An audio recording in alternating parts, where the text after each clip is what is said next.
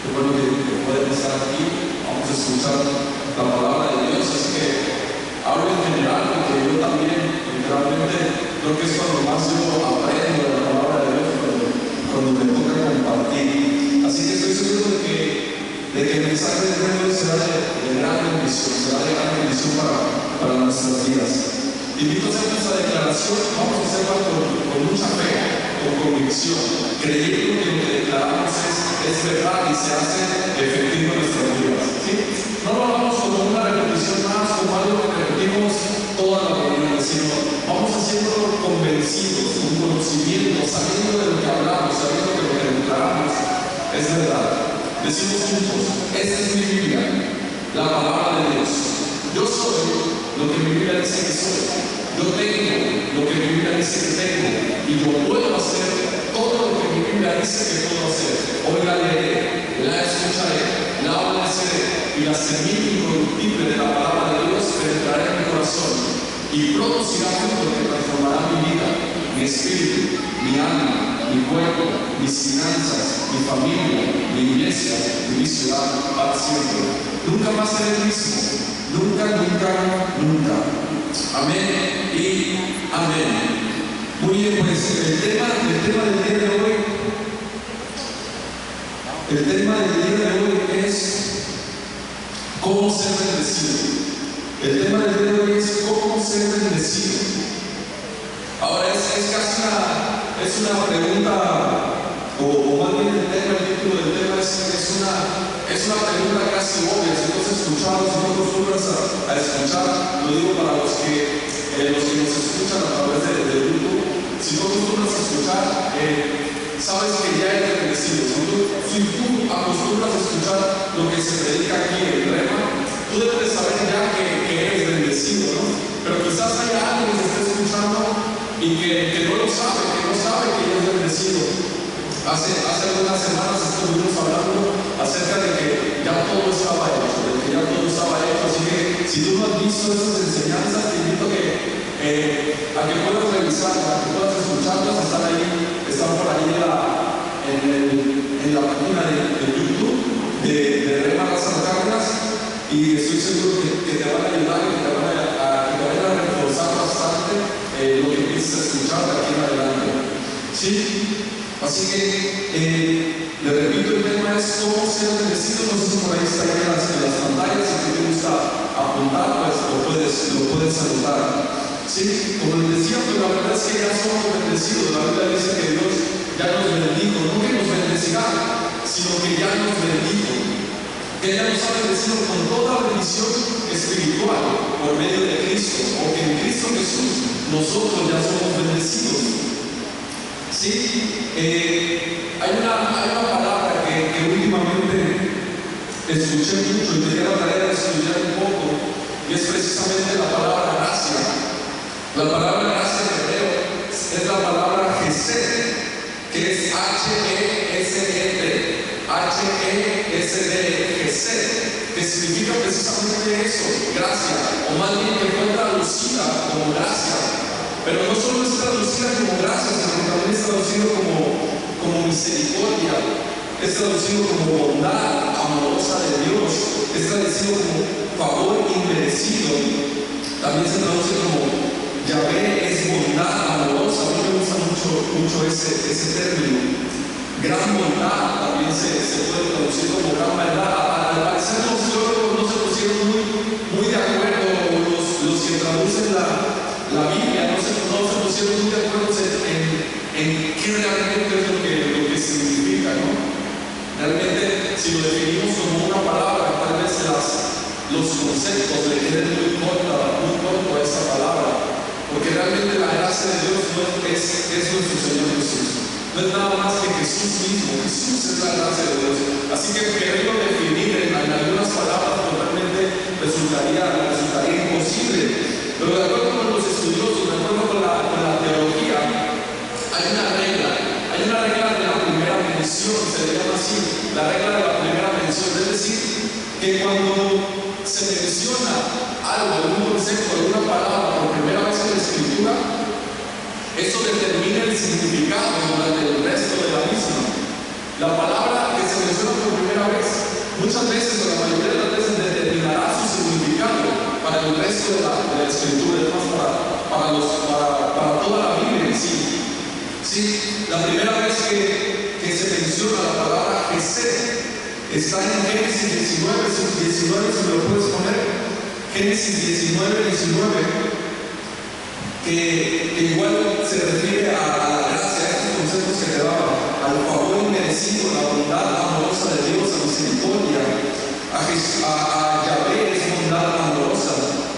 Entonces, me gusta mucho, me atrajo esta palabra porque realmente no es simplemente conceptos acerca de Dios, o no es sobre lo que Dios hace, o lo que Dios te muestra, o lo que Dios te da, sino más específicamente es quien Dios es. Es decir, Dios no te da misericordia, Dios es misericordia. Dios no te da bondad, sino que Él es la bondad. Él es la misma bondad, Él es el favor, Él es la bondad amorosa, Él es la gran. La Biblia lo define como que Dios es amor. Es decir, Él es amor, no tiene amor para dar, sino que Él es su naturaleza, es su esencia. Lo que quiere decir que no sabe hacer otra cosa más que amar, no sabe hacer, a lo mejor se escucha un poquito feo, pero es eso, es que Dios no puede ser de otra manera más que bondadoso, no puede ser de otra manera más que amor, más que gracia, justo, misericordioso, y aparte es en gran medida, en abundancia, en gran manera. Así que la primera vez que se menciona esa palabra está en Génesis 19, y dice así: he aquí, ahora he hallado vuestro siervo gracia en vuestros ojos. He aquí, ahora ha hallado vuestro siervo gracia en vuestros ojos, y habéis engrandecido vuestra misericordia, que habéis hecho conmigo, dándome la vida. Sí, estas son palabras de Lot, justo en el momento en el que Sodoma y Gomorra iban a ser destruidos. Dios manda a los varones, a unos ángeles, y ellos le advierten a Lot y lo sacan de Sodoma y Gomorra, es decir, le salvan la vida. Y es la primera vez que se menciona ahí, lo que significa que esta palabra será su característica principal, llamémoslo así, en el resto de la Escritura. Es decir, que su palabra es salvación, es la salvación de las almas. Es decir, que es la gracia, la bondad de Dios, la misericordia de Dios. Y se menciona aquí precisamente al salvarle la vida de Dios, al sacarlo de Sodoma y Gomorra, porque esa ciudad iba a ser destruida. Así que Lot dice: he hallado a vuestro siervo gracia delante de ustedes. He hallado gracia en vuestros ojos. ¿Sí? Eso significa, es decir, eso determina el resto del Evangelio. Una vez demuestra lo que es el Evangelio, lo que es la gracia, lo que es la misericordia de Dios, es salvación. El apóstol Pablo, esto lo he repetido varias veces, el apóstol Pablo decía: no me avergüenzo del Evangelio, porque sé que es el poder de Dios para salvación.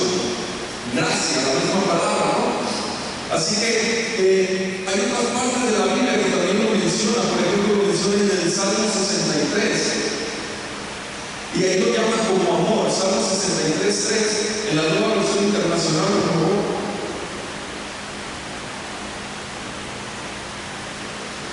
Dice: tu amor, tu gesed, tu gracia es mejor que la vida, por eso mis labios te alabarán. También lo menciona, y esta parte a mí me gusta mucho, está en Isaías 54:10, igual en la Nueva Versión Internacional, Andrés, por favor. Isaías 54, verso 10. Dice así: aunque cambien de lugar las montañas y se tambaleen las colinas, no cambiará mi fiel amor, mi gesed por ti, ni vacilará mi pacto de paz, dice el Señor, que le dice compadece. Es decir, todo este versículo, no solo este versículo, sino si tú lees todo el capítulo 54 de Isaías, te vas a dar cuenta de que todo habla de gracia, del amor, de la bondad de Dios. Dice: aunque cambie de lugar las montañas y se tambaleen las colinas, no cambiará mi fiel amor por ti, ni vacilará mi pacto. Justo, si tú lees el versículo 54, de Isaías, te vas a dar cuenta cómo Isaías 53 habla del sacrificio de Jesús. Es la profecía acerca del sacrificio de Jesús, de cómo el Cordero iba a ser sacrificado, de cómo Él llevaría, o más bien ha llevado nuestros pecados, ha sufrido nuestros dolores, cómo hemos sido curados, hemos sido sanados por su llaga. Y de repente el 54 habla de toda la gracia de Dios. Es decir, que por medio del sacrificio de Jesús tienes toda la gracia, tienes toda la misericordia, tienes toda la bondad de Dios. Así que Pablo precisamente en este versículo, el 54:10, me recuerda a las palabras de Jesús que dice: el cielo y la tierra dejarán de existir, pero mi palabra permanecerá. Es decir, mi gracia permanecerá, mi gesed permanecerá. ¿Sí? Dice: aunque cambien de lugar las montañas y se tambaleen las colinas, aunque el cielo y la tierra dejen de existir, no cambiará mi fiel amor por ti, mi palabra no pasará. ¿Sí? Quería hacerles esa comparación con las palabras de Jesús. Así que Pablo decía que cualquiera que predicara un evangelio diferente a ese, que cayera bajo maldición. Decía en Gálatas 1:9, por favor, Andrés, en la misma versión. Dice Pablo que cualquiera que predique un evangelio diferente a este, que cae en maldición. Como yo les he dicho, ahora les repito: si alguien les anda predicando un evangelio distinto al que recibieron, que caiga bajo maldición. Si ahora, ¿cuál es ese evangelio? Gálatas 1, ahí mismo en el versículo 6, unos versículos más adelante. Dice: me asombra que tan pronto estén dejando ustedes a quien los llamó por la gracia de Cristo para pasarse a otro evangelio. Es decir, Pablo tenía un conflicto global, porque había personas que estaban hablando estaban predicando sí acerca de Jesús, pero que aparte se tenían que circuncidar, pero que aparte tenían que tener obras, aparte tenían que obedecer la ley de Moisés. Entonces dice Pablo: cualquiera que les predique un evangelio diferente al que yo les he predicado, es decir, la gracia de Dios, solo la gracia de Dios, no el vivir también, no la gracia más la ley. Sí, porque esa mezcla no se lleva. El vino nuevo se echa en odres nuevos, el vino viejo se echa en odres viejos, y los mezclas se echan a perder. Es lo que representa la gracia y la ley. Entonces dice: cualquiera que les predique un evangelio diferente al que les he dicho, que caigan bajo maldición. Cualquiera que les predique algo diferente acerca del gesed de Dios, acerca de la misericordia, de la gracia de Dios, del favor merecido, del amor de Dios, que caiga bajo maldición. ¿Sí? Así que muchas personas piensan que predicar esto es como permitirles a las personas que pequen, darles oportunidad, como Dios te ama, como Dios te ha perdonado todos tus pecados y como Dios te bendice. Entonces ahora podemos hacer cualquier cosa, ¿no? Ahora podemos comportarnos como queramos, al cabo Dios no nos va a castigar, al cabo Dios nos sigue aceptando. Bueno, la Biblia lo que realmente dice es todo lo contrario. La Biblia dice que la bondad de Dios te guía al arrepentimiento. No dice que la bondad de Dios te va a permitir que hagas lo que quieras. No, cuando tú realmente crees en la bondad de Dios, en la gracia de Dios, entonces esa bondad te guía al arrepentimiento. No te guía al libertinaje, sino te guía al arrepentimiento. Pero es un arrepentimiento en cuanto al cambio de mente, el cambio en tu interior para después hacerlo en tu exterior. Es un cambio donde va siendo perfeccionado de adentro hacia afuera, hasta alcanzar la estatura del varón perfecto. En este caso, hasta alcanzar la estatura de Cristo, hasta parecerte cada vez más a Jesús. ¿Sí? Ese versículo que te acabo de dar está en Romanos 2:4. Romanos 2:4 dice que la bondad de Dios te guía al arrepentimiento.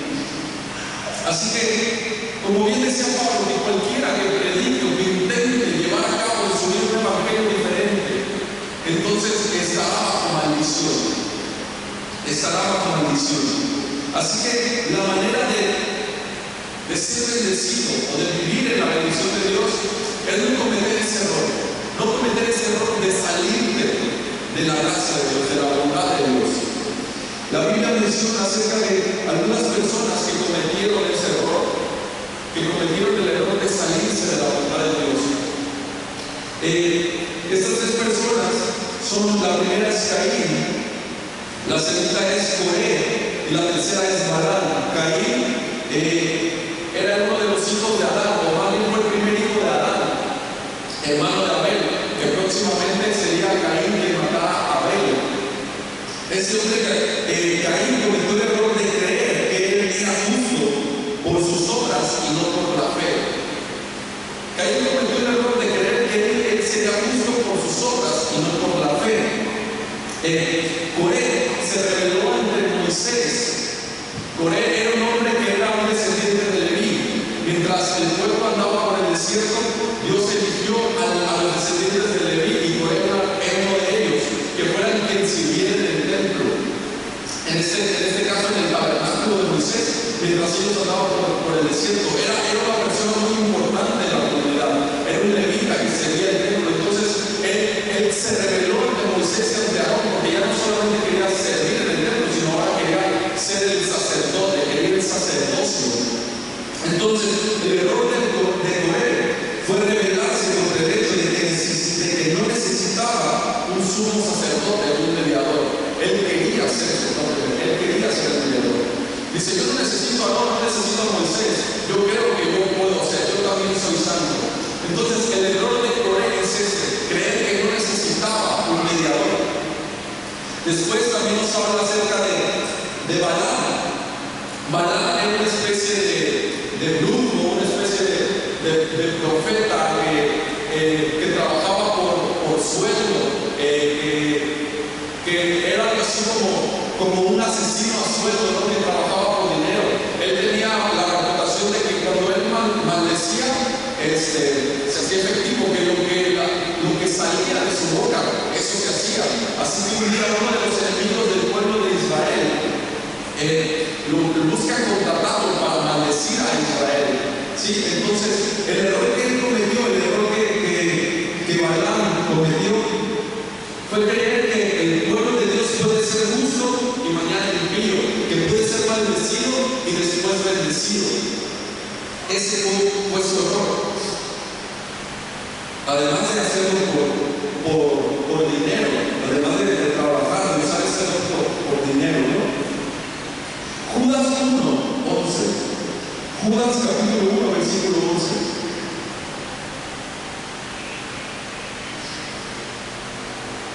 Dice así: ay de los que siguieron el camino de Caín, por ganar dinero se entregaron al error de Balaam y perecieron en la rebelión de Coré. Hay de los que siguieron el camino de Caín, por ganar dinero se entregaron al error de Balaam y perecieron en la rebelión de Coré.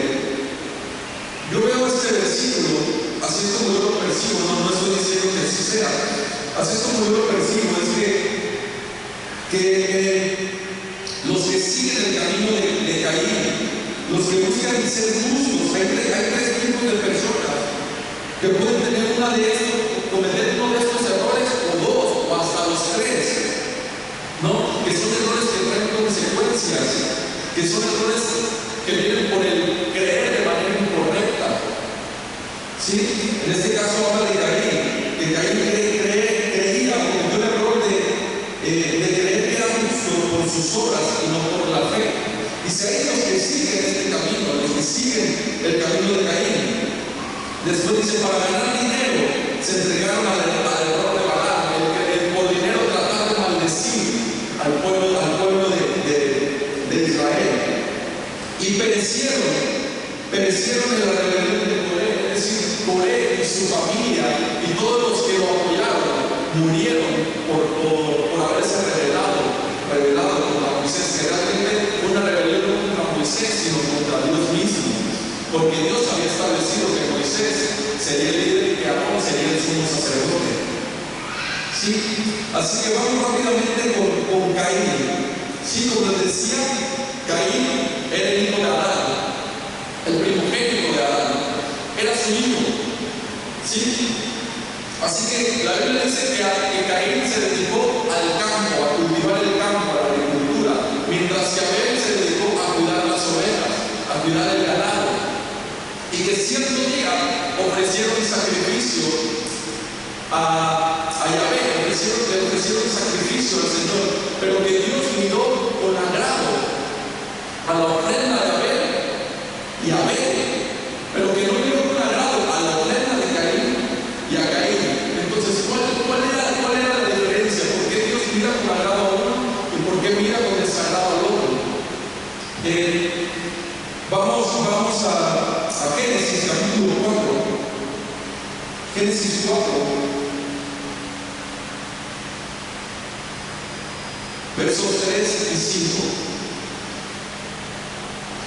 Génesis 4, 3 y 5. Dice: tiempo después, Caín presentó al Señor una ofrenda del fruto de la tierra. Abel también presentó al Señor lo mejor de su rebaño, es decir, los primogénitos con su grasa. Y el Señor miró con agrado a Abel y su ofrenda, pero no miró hacia Caín ni a su ofrenda. Por eso Caín se enfureció y andaba cabizbajo.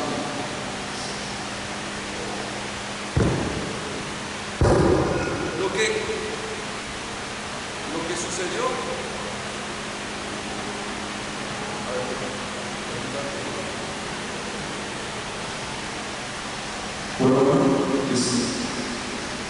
Bueno, lo que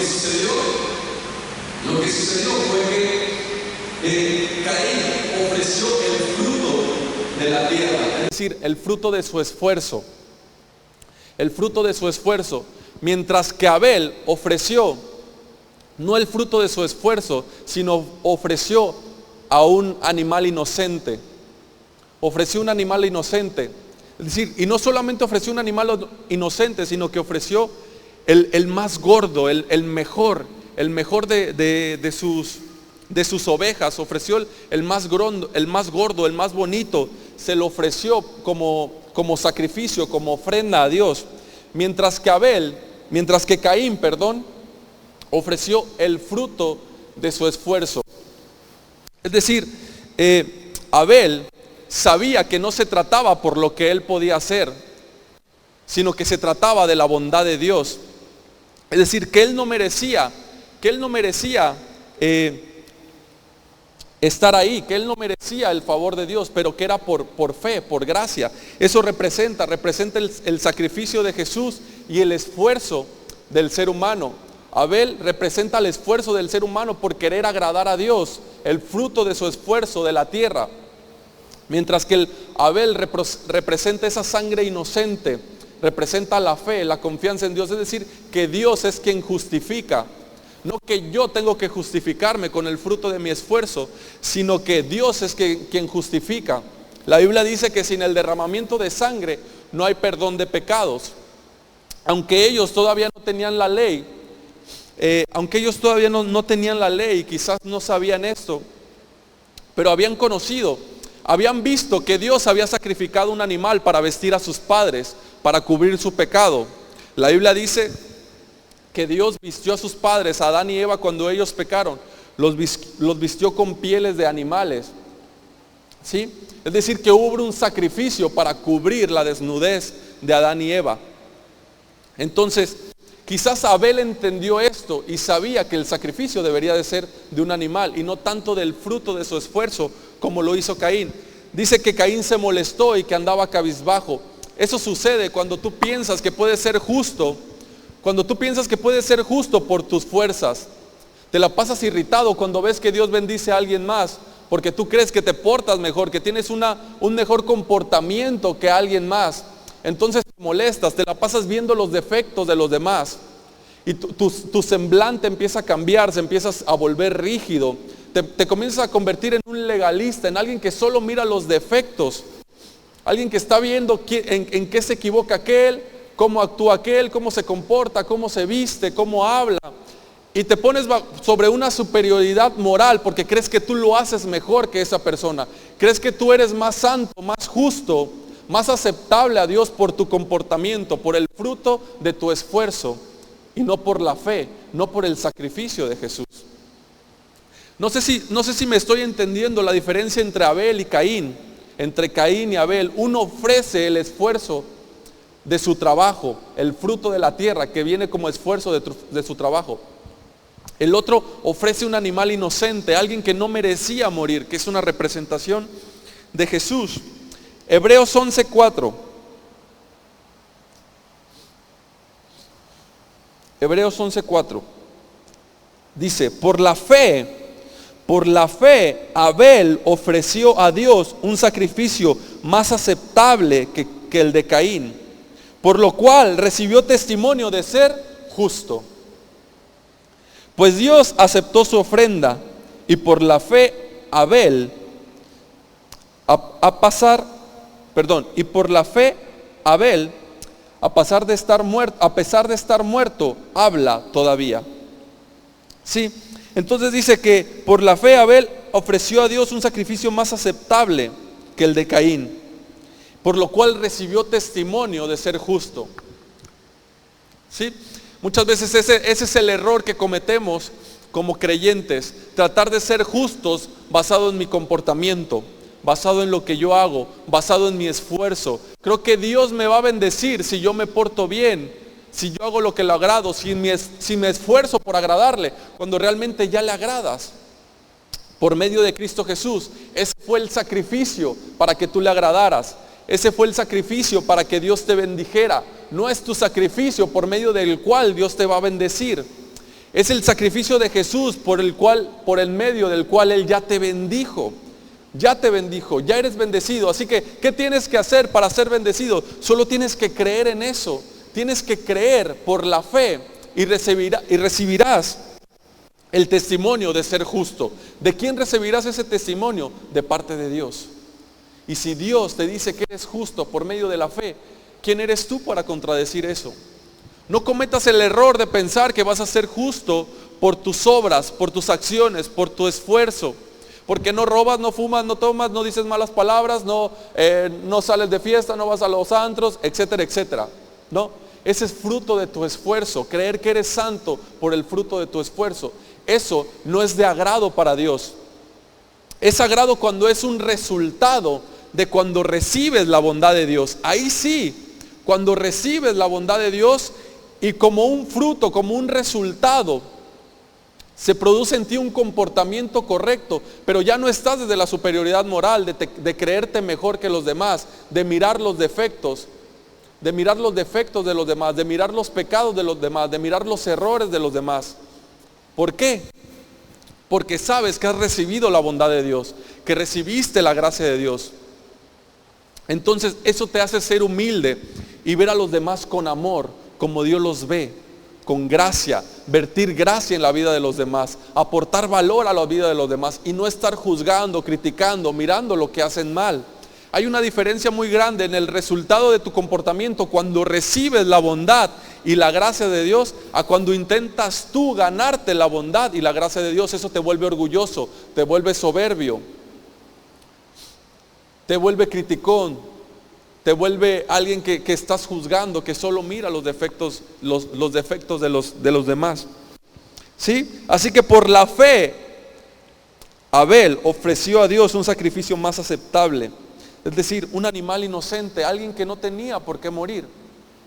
Pero Dios lo aceptó porque era una imagen, era un símbolo de su Hijo que vendría a tomar nuestro lugar para que nosotros pudiéramos ser aceptados por Dios. ¿Sí? Cuando queremos ganar la bondad o el favor de Dios basado en mi esfuerzo, en mi sacrificio, nunca vamos a llegar. Siempre nos va a faltar algo, siempre nos vamos a quedar cortos. Nunca, y como nunca vamos a llegar, siempre vamos a tratar de esconder nuestros pecados, siempre vamos a tratar de ocultar nuestros errores. ¿Por qué? Porque creemos que los demás nos van a ver con desagrado, creemos que los demás nos van a criticar, nos van a juzgar, porque es lo que está dentro de nosotros, porque es lo que yo también haría en ese caso, por poner un ejemplo. Así que el amor de Dios echa fuera el temor de ser juzgado porque sabes que eres muy amado, el temor de ser maldecido porque sabes que Dios ya te bendijo. El amor de Dios echa fuera todo temor de condenación, de culpa, del cómo te ven de los demás, de cómo te miran los demás. Pero es primordial que lo creas, que aceptes la bondad de Dios, que aceptes el gesed de Dios por ti. Sí, ahora vamos con Coré. Ahí hice un cambio porque quería terminar con Balaam. Coré, como les comentaba, era un descendiente de Leví. Dios escogió a la tribu de Leví para que fueran ellos quienes sirvieran en el tabernáculo y que después servirían en el templo. Mientras ellos andaban por el desierto, Dios les da los mandamientos, les da toda la ley. Esto es otra cosa. La ley de Moisés no solamente son los 10 mandamientos. La ley de Moisés es todo lo que engloba la ley. No se divide en ley moral, en ley sacrificial y en ley ceremonial, como algunos dicen. Algunos piensan que se divide en ley ceremonial. No, es toda. Y si tú infringes uno de toda esa ley, es como si infringieras todo. Por lo tanto, no puedes vivir tratando de cumplir la ley, porque ni siquiera puedes cumplir todo. O podrás cumplir 2 o 3, pero nunca podrás cumplirla todo. Porque para empezar no tienes un templo en el cual puedes ofrecer sacrificios, puedes sacrificar animales. No puedes celebrar las fiestas que celebran los judíos. Eso era parte de la ley. ¿Sí? No sé si se entiende. Es un error tratar de vivir por la ley, tratar de querer obedecer o tratar de ser justo basado en la ley, querer ganarme el favor de Dios basado en la ley, porque no se puede, es imposible. ¿Sí? Pero en ese entonces Coré era uno de los descendientes de Leví. Leví había sido uno de los hijos de Jacob. ¿Sí? Entonces de ahí de Jacob salieron las 12 tribus de Israel. Jacob después se le cambió el nombre a Israel. Israel, que era Jacob, tuvo 12 hijos. Uno de esos 12 hijos era Leví, los encargados de llevar el servicio en el tabernáculo mientras ellos andaban por el desierto. Pero Dios escoge a un hombre para que fuera el sacerdote, el sumo sacerdote. A quien escoge fue Aarón, hermano de Moisés. Aarón lo escoge como sumo sacerdote, que también era levita, pero lo escoge a él, y solo sus hijos, solo la descendencia de Aarón iban a ser los sumos sacerdotes.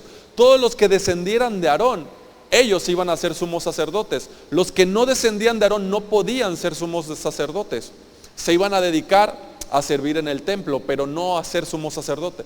El sumo sacerdote representaba a Dios, era el intermediario entre Dios y el pueblo. El sumo sacerdote era el que intervenía entre Dios y el pueblo. Por eso es que era muy importante el sumo sacerdote, porque solo él podía ofrecer incienso, solo él podía ofrecer sacrificio por los pecados del pueblo. Es decir, necesitaban al sumo sacerdote para ser justificados, necesitaban al sumo sacerdote para ser santos, necesitaban al sumo sacerdote para que sus pecados le fueran perdonados. ¿Sí? ¿Hasta aquí se entiende? Entonces Coré se rebela contra eso y dice: yo también soy santo, Dios también me ve con agrado a mí. Entonces, ¿por qué tú y Aarón, le dice a Moisés, por qué ustedes tienen que ser los que gobiernen en el pueblo? ¿Por qué ustedes? Yo también, estoy parafraseando, yo también puedo ser sumo sacerdote, yo también quiero tener esa autoridad. Lo podemos ver en Números 16, 2 y 3.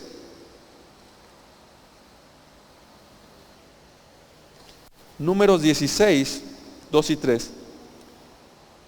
Dice: se atrevieron a sublevarse contra Moisés. No solamente era Coré, sino era un grupo de personas muy importantes en la comunidad. Era un grupo de personas muy importante. Querían hacer algo así como un golpe de estado contra Moisés. Dice: se atrevieron a sublevarse contra Moisés con el apoyo de 250 israelitas. Todos ellos eran personas de renombre y líderes que la comunidad misma había escogido. Se reunieron para oponerse a Moisés y Aarón y les dijeron: ustedes han ido demasiado lejos. Si toda la comunidad es santa, lo mismo que sus miembros, el Señor está en medio de ellos, ¿por qué se creen ustedes los dueños de la comunidad del Señor? Sí, ahora seguimos ahí mismo, seguimos adelante en el versículo 4.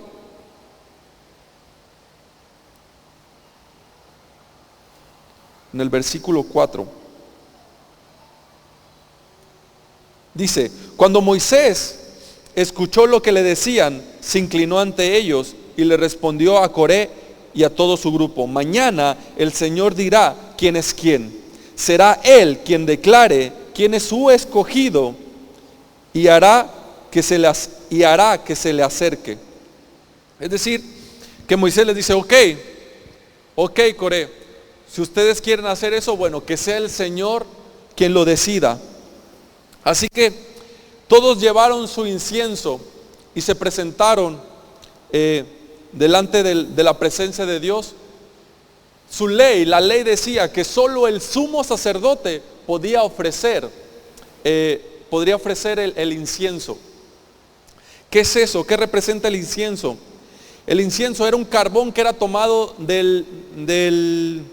se me fue el nombre, del altar donde se hacían los sacrificios, donde se quemaban los animales. Representa el sacrificio. Era un carbón y le ponían el incienso. Entonces ofrecían incienso. Eso era como un aroma agradable a Dios, que decía que había un sacrificio. Es decir, que el pueblo era justo, que el pueblo era santo, que el sacerdote se podía presentar delante de Dios, porque había sacrificio que lo justificaba. ¿Sí? Así que solo le correspondía al sumo sacerdote hacer eso. Entonces ahí va Coré con todo su grupo, que no eran sumos sacerdotes, solo servían al pueblo. Así que la Biblia dice que la tierra se abre y que los devora, que se los come y que se cierra delante de ellos por su rebelión.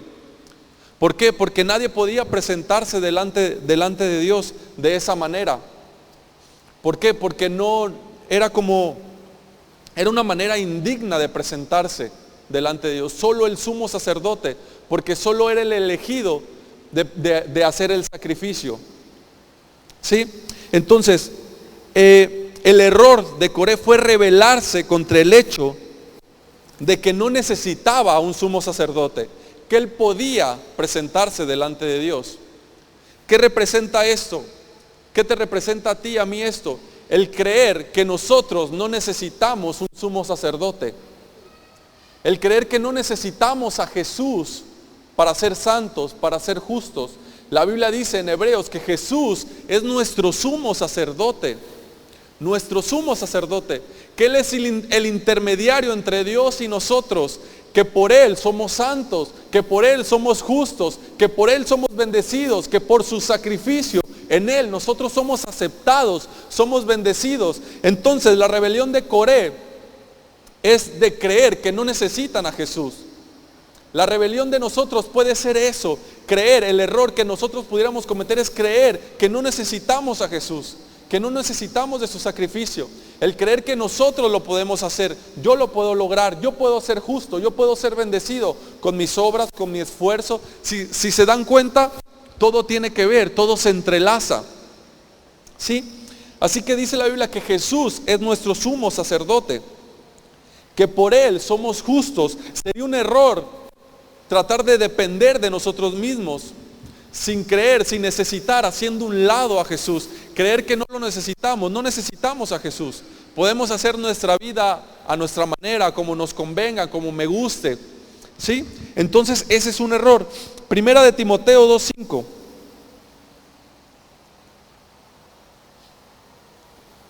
Primera de Timoteo 2:5. Dice, porque hay un solo Dios y un solo mediador entre Dios y los hombres, Jesucristo hombre. Hay un solo mediador, que es Jesucristo hombre. No hay otro mediador. No hay otro mediador, solo Jesucristo. Solo a través de Jesús, tú y yo en Cristo somos santos. Solo a través de Jesús, tú y yo en Cristo somos justos. Somos bendecidos, somos amados, somos aceptados, somos provistos. ¿Sí? ¿En quién? En Cristo. solo a través de Cristo, a través de su sacrificio. Eso es estar en Cristo, depender de Él. ¿Cómo lo hago? A través de mi fe, a través de creerlo, creer que Él es el mediador, que Él es el sumo sacerdote. Ahora Él me representa. También, si se fijan, fue a Aarón a quien escogió Dios como sumo sacerdote y a su descendencia. No fue a Moisés, que en este caso, llamémoslo así, Moisés tenía una posición más alta que Aarón en cuanto a autoridad. Moisés era el líder del pueblo. Pero ¿por qué Dios escoge a Aarón y no a Moisés? ¿Por qué Dios lo escogería? Hebreos 4, capítulo 15, dice: porque no tenemos un sumo sacerdote incapaz de compadecerse de nuestras debilidades, sino uno que ha sido tentado en todo de la misma manera que nosotros, aunque sin pecado. Dice que no tenemos un sumo sacerdote incapaz de compadecerse de nuestras debilidades, sino que uno que ha sido tentado en todo. Es decir, Moisés, cuando nació, fue adoptado por la hija del faraón, vivió en un palacio, vivió como rey. Él no vivió como esclavo, él no sufrió el ser esclavo de Egipto, pero Aarón sí. Aarón sí vivió como esclavo, Aarón sí sufrió como esclavo. Sí, Moisés no. Moisés estuvo en el palacio, él vivió como el hijo de un rey. Moisés vivió como alguien de la familia real, como un faraón, como de la familia de faraón. Así que Moisés no sufrió lo mismo que Aarón, no sufrió lo mismo que el pueblo, no pasó por lo mismo que Israel, no fue esclavo de Egipto. Por eso es que Dios escoge a Aarón. ¿Por qué? Porque él sufrió en todo como lo hizo Jesús.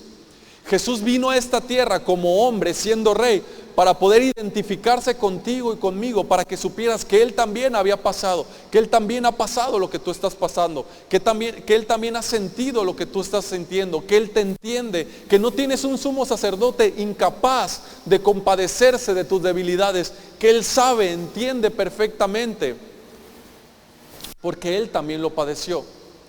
Si Jesús hubiera venido como rey, como todopoderoso, y nos hubiera salvado, en vez de venir como un hombre, como el Cordero de Dios, como el sacrificio, como el Cordero que quita el pecado del mundo, como un hombre en carne y hueso,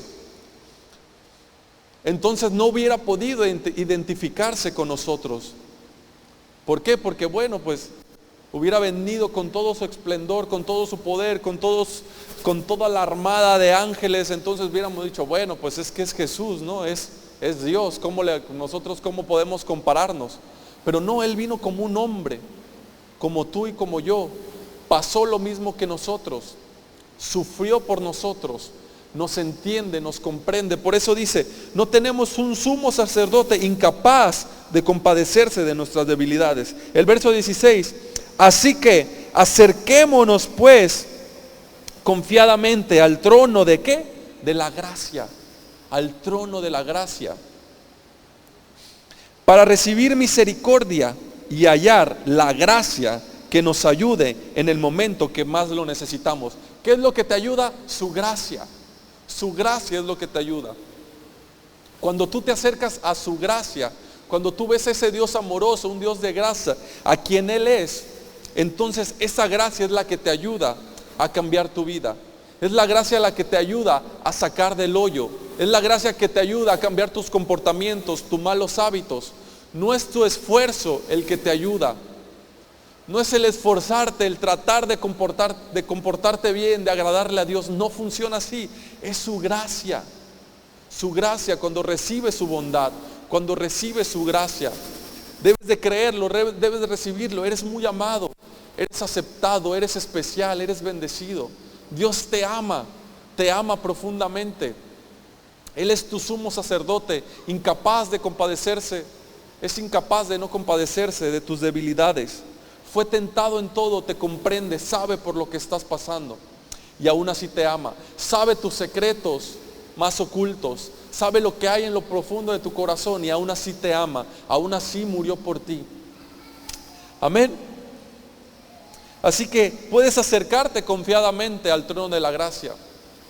Suele pasar que cuando que cuando no recibes la gracia y crees que es por tu esfuerzo, por lo que tú haces, cuando cometes algo mal, cuando fallas en ese checklist que a veces hacemos, no tomar, no fumar, no decir malas palabras, no ofender, perdonar, etcétera, etcétera. Cuando fallas en uno de esos, ¿qué pasa? Que te alejas de Dios en vez de acercarte.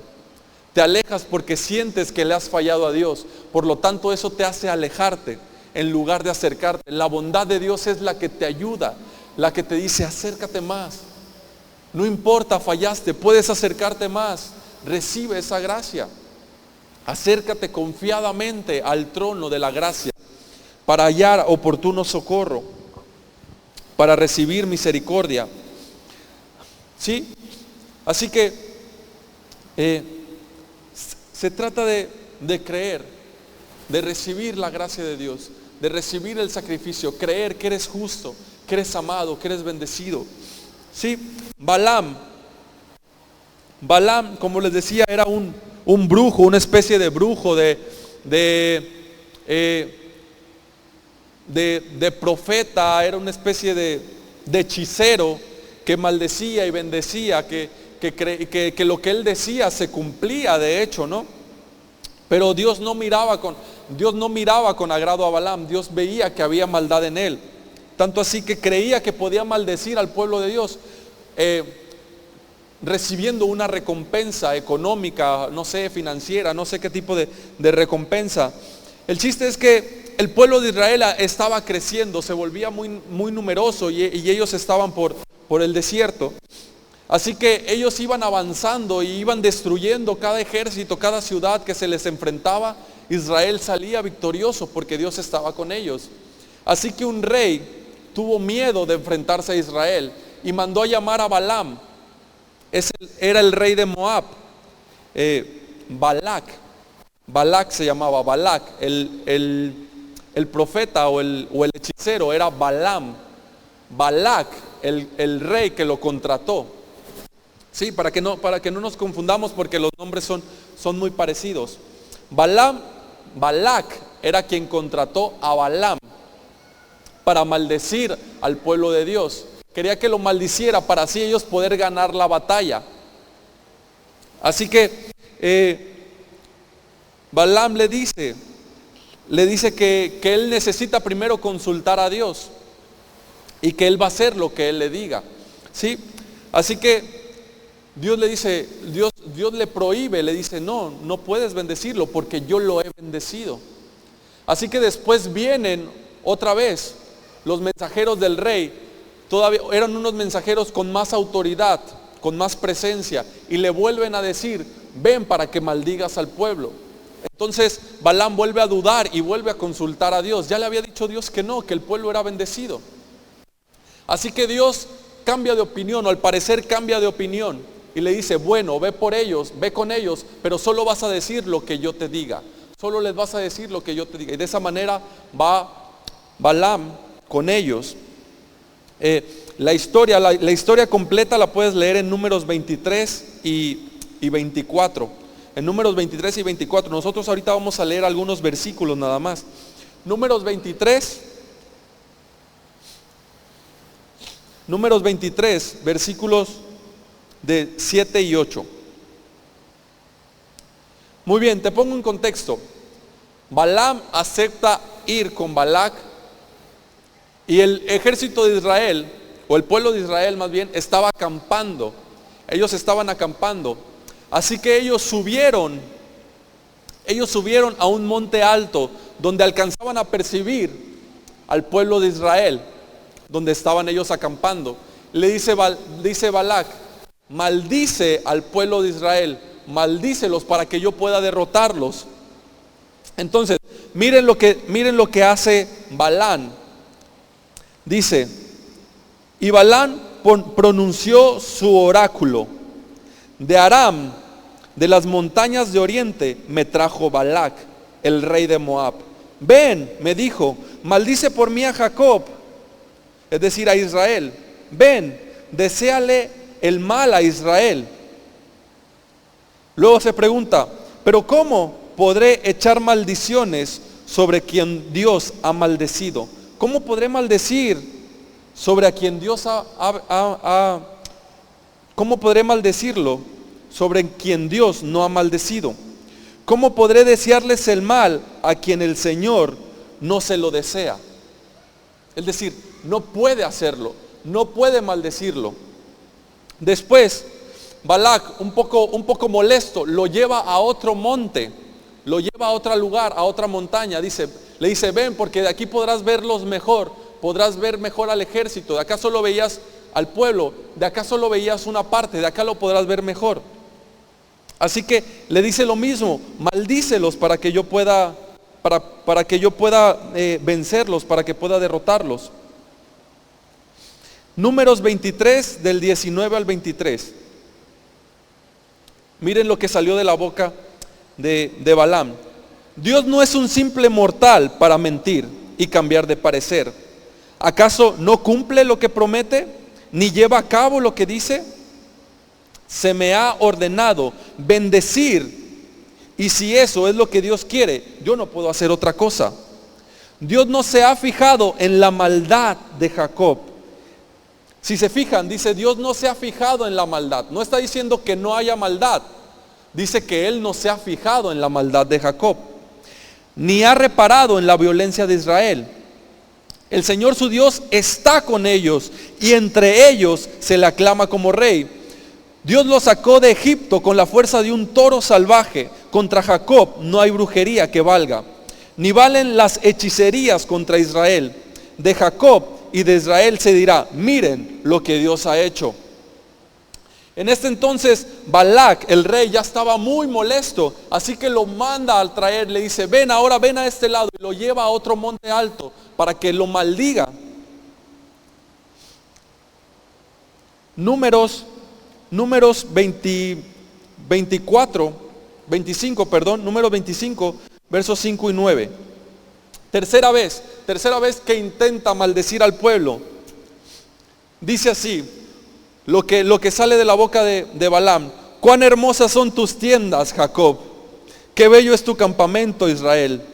Ahora quiero que estas palabras las recibas como si fueras tú, porque realmente son para ti, te las está diciendo a ti. Dios te las está diciendo a ti. No es que se las diga al pueblo de Israel, hoy te las está diciendo a ti. Son palabras para ti. Cuán hermosas son tus tiendas, Rema, qué bello es tu campamento. Son como arroyos que se ensanchan, como jardines a la orilla del río, como aloes plantados por el Señor, como cedros junto a las aguas. Sus cántaros rebosan de agua, su semilla goza de agua abundante. Su rey es más grande que Agag, su reinado se engrandece. Dios lo sacó de Egipto con la fuerza de un toro salvaje. Israel devora las naciones hostiles y les parte los huesos, les atraviesa con sus flechas. Se agacha como un león, se tiende como una leona. ¿Quién se atreverá a molestarlo? Benditos sean los que te bendigan, malditos sean los que te maldigan. Wow, qué palabras. 3 veces intentaron maldecir a Israel. 3 veces. Y las 3 veces Dios cambió las palabras.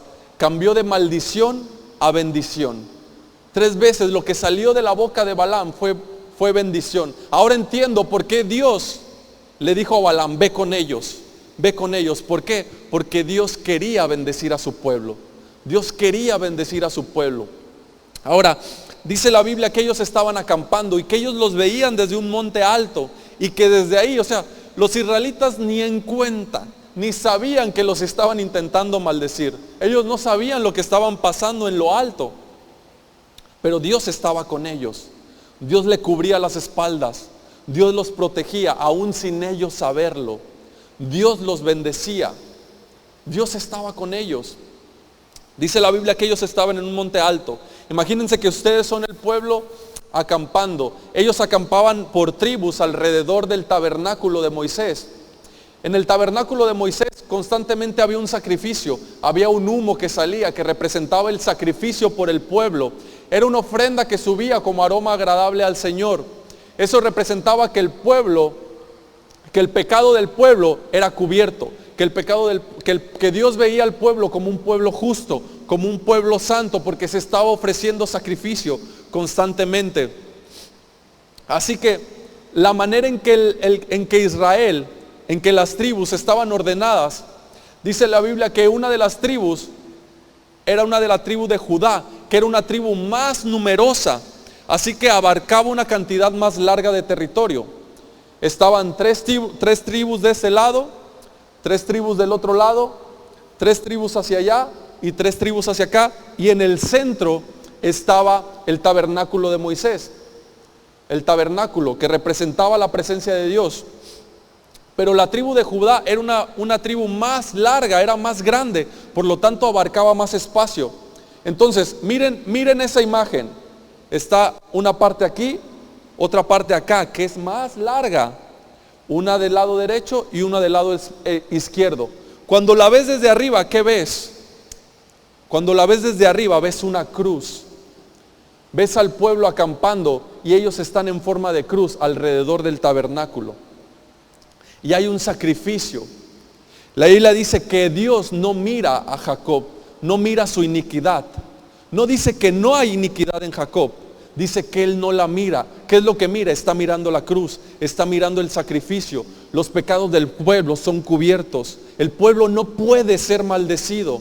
El pueblo no puede ser maldecido. Tú no puedes ser maldecido por ningún hechicero, por nadie que te desee mal, por nadie que te maldiga, por ningún brujo, por nada puedes ser maldecido, porque Dios te está cubriendo las espaldas. Dios te ha bendecido, Dios ha declarado que eres bendito, Dios ha declarado que eres amado, que eres justo, que eres santo, y nadie puede vencerte. Toda lengua que se levante contra ti caerá. Nadie puede maldecirte. ¿Por qué? Porque tú estás en Cristo. Él ve el sacrificio y te ve justo, te ve santo, te ve puro, te ve aceptado, te ve amado. Nadie te puede maldecir. Y cuando tú ves desde esa perspectiva al pueblo, cuando tú ves a tus hermanos desde una perspectiva celestial, ellos ni cuenta se daban que Dios los estaba cuidando, ni cuenta se daban que Dios los estaba bendiciendo, no sabían. Entonces cuando tú tienes esa perspectiva, una perspectiva celestial, cuando no te la pasas mirando los errores entre el pueblo, cuando no los miras cuando no los miras por sus defectos, cuando no les ves los errores, cuando tienes una perspectiva como la que Dios tiene acerca de tu hermano, que Él es justo, que eres santo, entonces tienes la perspectiva de Dios, los puedes ver con amor, los puedes ver con gracia, puedes vertir gracia en sus vidas, puedes vertir favor, puedes ayudarles a crecer, puedes aportarles valor a su vida, puedes amarlos, puedes aceptarlos, porque los ves como Dios te ve a ti. Eres bendecido, eres amado, eres aceptado. ¿Sí? Te invito a que te pongas de pie, los de la alabanza, por favor, si me pueden acompañar.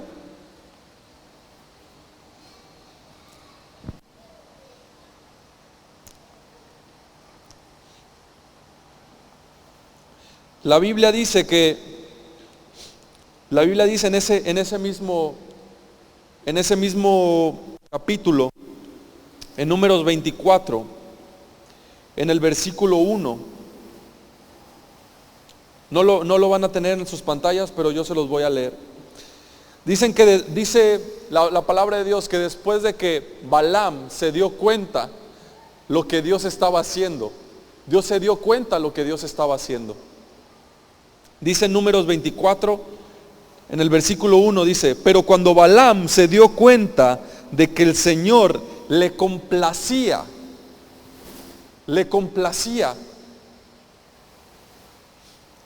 que se bendijera a Israel, no recurrió a la hechicería como otras veces, sino que volvió su rostro hacia el desierto. Sí, a Dios le complace bendecirte. Dios le complace bendecirte. Él te ha bendecido ya. Quiere que recibas ese favor. Quiere que recibas ese amor. ¿Cómo puedes ser bendecido? Les preguntaba al principio. ¿Cómo ser bendecido? Bueno, solo tienes que aceptarlo. Tienes que aceptar lo que quien tú eres en Cristo Jesús. Eres amado, eres justo. No cometas los errores de Balaam. No cometas el error que pensó que podía ser bendito y luego maldecido, que podía ser justo y mañana ya no era justo. No cometas el error de Coré al creer que no necesita un sumo sacerdote, que no necesita a Jesús. No cometas el error de creer que no necesitas a Jesús en tu vida. No cometas el error de Caín, el creer que puedes ser justificado con tu esfuerzo, el creer que tus obras te van a justificar delante de Dios. Mejor solo créelo como lo hizo Abel. Acepta el sacrificio de Jesús.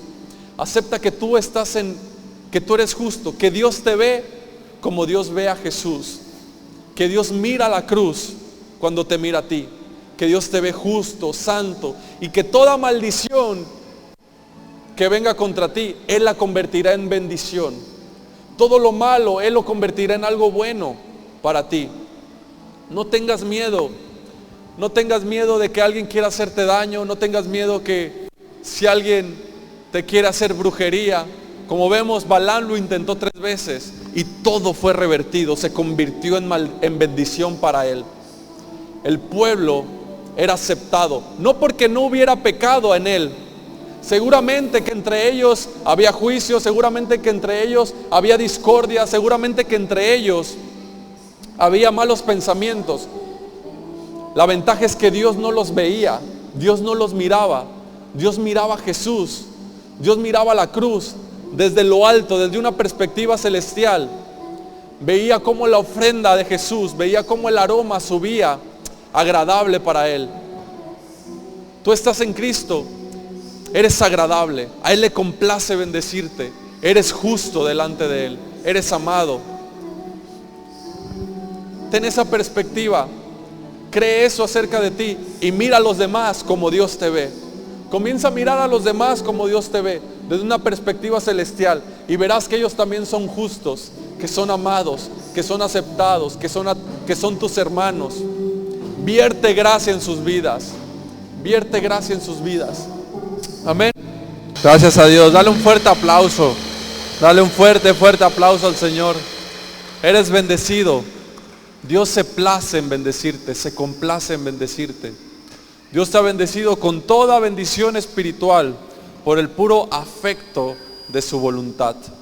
Él así lo desea.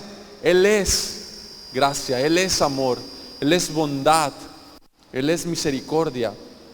Y Dios se complace en bendecirte. Eres bendecido, nunca creas lo contrario, no vuelvas a creer lo contrario. Dios no te maldice, Dios no te castigará, Dios no se enojará contigo. Él te ama y se complace en bendecirte. Así que ¿cómo puedes ser bendecido?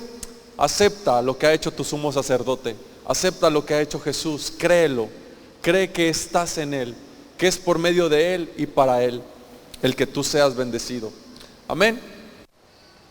Que la bendición de nuestro Dios, Padre, Hijo y Espíritu Santo sea sobre cada uno de nosotros.